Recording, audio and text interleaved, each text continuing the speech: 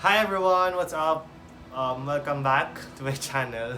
After 3 months, I decided to make a vlog again. So in this vlog, actually I'm going to talk about what transpired in the past 3 months of my life. So I started working last June. The past 3 months have been very busy.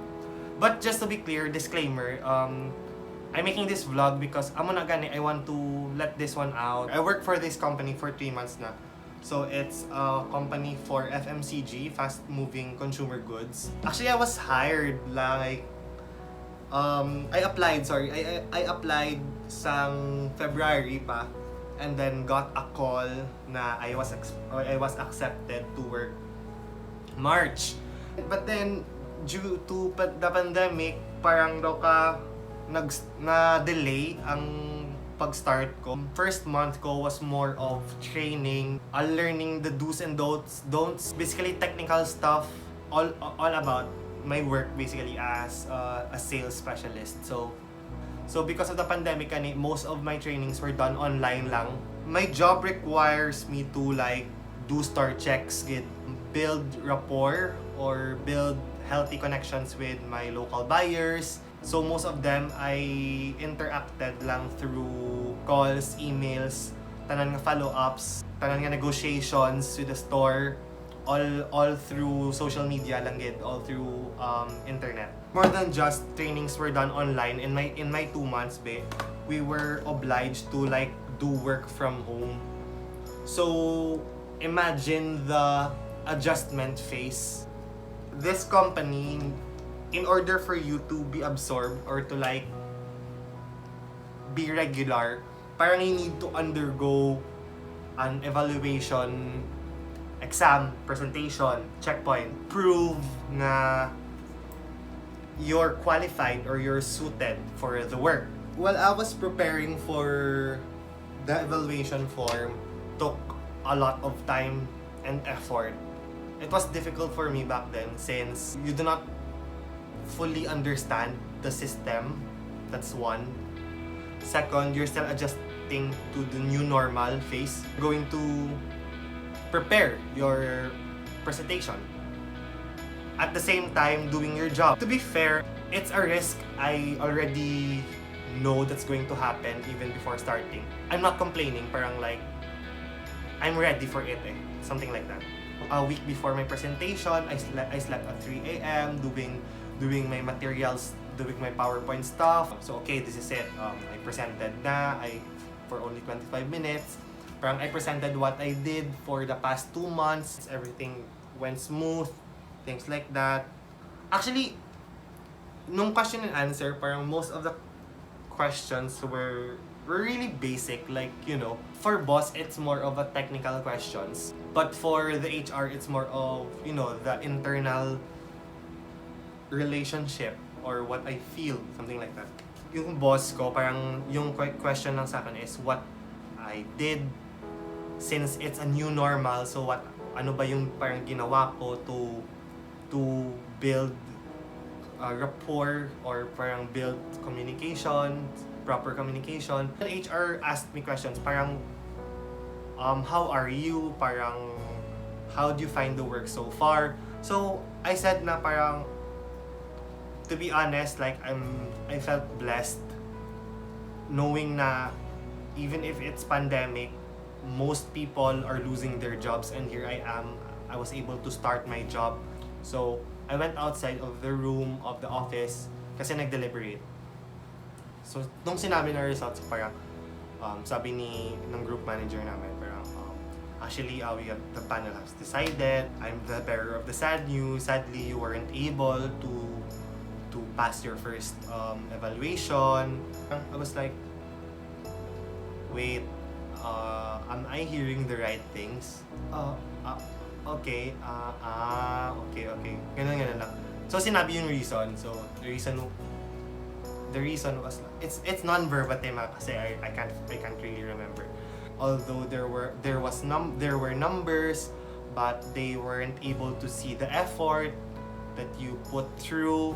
You don't love your work, the way you present, parang you don't love your work, parang napilitan ka lang, something like that. At that point, nung sinasabi yun, parang I don't mind it kasi parang gets mo, parang naka-block yung ears mo. So, yung natira na lang kami ng manager ko. So, parang we talk a bit and then I started to cry. Parang doon na nag-sink in yung decision na shit, I can't proceed, something like that. And then my manager said na parang even she is in shock of the result kasi she was confident of my performance. So yun nga, I went home after them.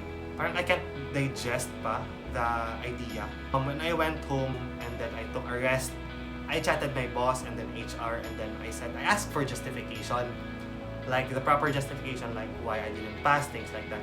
So when boss called, parang he said na I needed to see the effort. The effort wasn't there in the presented materials. And then HR said na parang, I forgot what HR said Kasi I pointed out na, why did you said na I don't love my work? Parang what's your basis saying I don't love my work? Something like that. So I started thinking like, what's wrong? So I started to like reflect then. Kasi baka may kulang, something like that. We already did a lot of presentations, reviews. For my managers, it was like okay. What happened the following week, the following days, Wednesday to Friday, I didn't report sa office because I was like feeling it pa. And actually, my manager know man or understood man what I'm feeling. It's a work, parang I decided to do work from home setup. Parang it's a protest din, parang it's a self-protest na, you know, sunggod, parang you sunggod, what's ang Tagalog yung sunggod?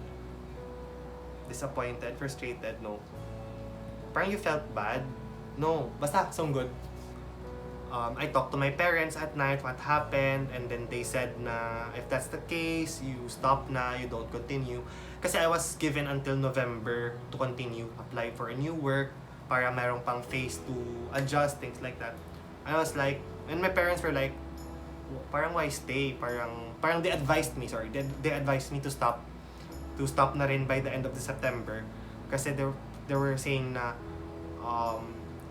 it's not urgent, parang you don't have little brothers din naman, you're not sending anyone to school, and for my part, I'm privileged enough to parang parang wag mag-worry when it comes to expenses, things like that. Actually, it was like also a personal decision for me. So here comes on Friday, I wrote my resignation letter and I sent them to my managers and to my boss. Yun nga, the main reason why I ended with September kasi I was thinking and even advised then of some of my friends na parang in the work, some of my office mates na parang it's October, November, December season. It's one of the heaviest, time-consuming, pressured months since it's papunta siya sa end of the year. Okay, if I'm going to stay for 2 more months, I'm going to succumb or parang feel the pressure that you need to do it. Second, you're going to offer your hard work, your time, your effort, but in the end, you're not going to be accepted or be absorbed anyway. I was thinking na, why would I exert effort and time in someone who doesn't appreciate me anyway? The pay is not worth the stress and the anxiety and the pressure that I will be feeling in the next 2 months. So yun nga, I was saying na I for my part, I'm privileged enough, but how about for other people? That's why I'm kind of thinking sometimes the companies are quote-unquote evil. So for people who do not have that much of resources, they need to stay and work their ass off in order to get the pay, right? Something like that. But in another perspective, I was thinking na assuming I'm going to stay, parang iba na kasi yung feeling kasi iba kasi yung parang you're doing your work because you love to versus you're doing your work because you need to. Gets nyo? So parang I don't want to stay na I'm just working for the sake of 2 months. I can be inconsistent. I can have my lapses because the company is paying me anyway. So at some point, it's unfair then for the company to have me not giving my 100% Because in the end, I know that I'm not going to stay, right? So better leave, something like that.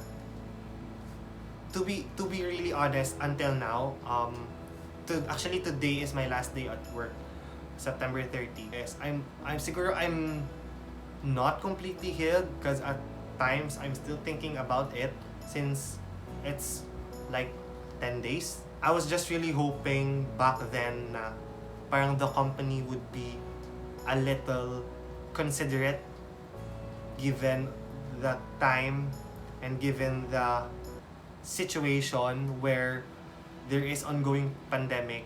Pero yun nga, they were saying na hindi lang naman ikaw yung ganito, ganyan, meron din sa iba. So I kind of gets din naman why they can't see the effort I put into it. Parang something like that. But ayun nga, I know deep inside na that was my 100% effort. And even my workmates and buyers and even my managers can attest to it. Parang I find it a little unfair lang siguro. You really can't help question your worth, eh? You really can't help question yourself. Where did you go wrong, went wrong, something like that. The moment you thought you already figured your life out, God then said na, wait lang, mag-reroute muna tayo. This is not the case. So moving forward, siguro what I'm going to do is, yun lang, parang at the moment, I need to take a break. Maybe it's not really meant for me. Actually, to be honest, the work came unexpected din naman eh. Kasi it's not really my dream job, but it's something that I wanted to try because I want to challenge myself. So yun nga, the past 3 months is an experience I will always remember and treasure. Kasi it really helped me in my career as a person. Meeting a lot of people, parang building healthy relationships with your area coordinators, with your merchandisers, with your local buyers. It's something that I will really miss. Parang it's my edge na because I have this kind of experience. I experienced this kind of experience, this kind of failures. Parang you know na at least in the end, even if it didn't work the way you planned, you still won kasi because of all the life learning, the life lessons you had in the company. There will always be reasons, and there will always be big reasons why it did not work. So right now, I'm just keeping my hopes up, parang bounce back stronger, or like move forward. Bigger things will come ahead. So that's all. Thank you so much for listening. Siguro this is also for those people na who are still struggling for their chosen career, or for those people who feel the pressure or they think they're not good enough. Siguro take my experience na lang as a lesson. Parang your career may stop now, may ended now, but never ever be hard on yourself, something like that. If you want to feel the pain right now, but don't forget to like rise up and move on and move forward. What's meant for you will always be meant for you. Not now, not next week, not next month, but maybe in the future. You'll just always keep the faith, and always think of yourself. Think of your worth as a person. If you think the company doesn't recognize your value, resign. If you have a chance, or if you can, love yourself, and then just pray, just hope for brighter things ahead. Peace out.